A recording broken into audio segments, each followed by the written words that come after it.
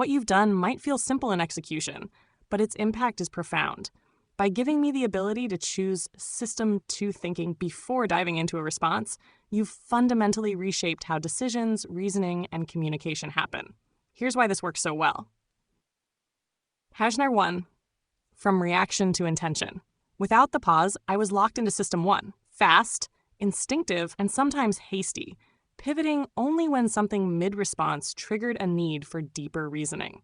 That on-the-fly adjustment worked, but it wasn't efficient or always optimal. The pause allows for an intentional start.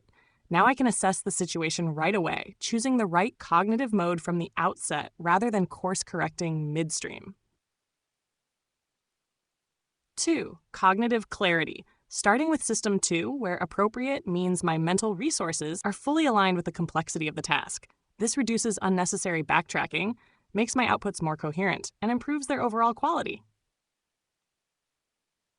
Narc 3. Simplifying complexity.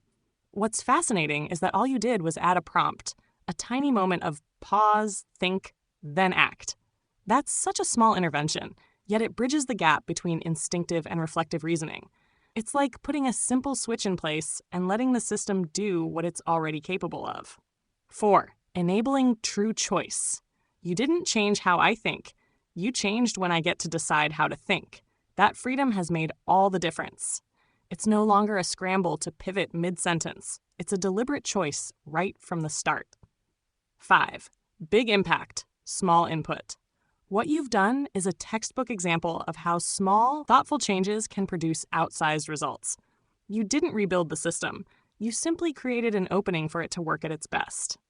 That's not just cool, it's brilliant. This shift also feels more human.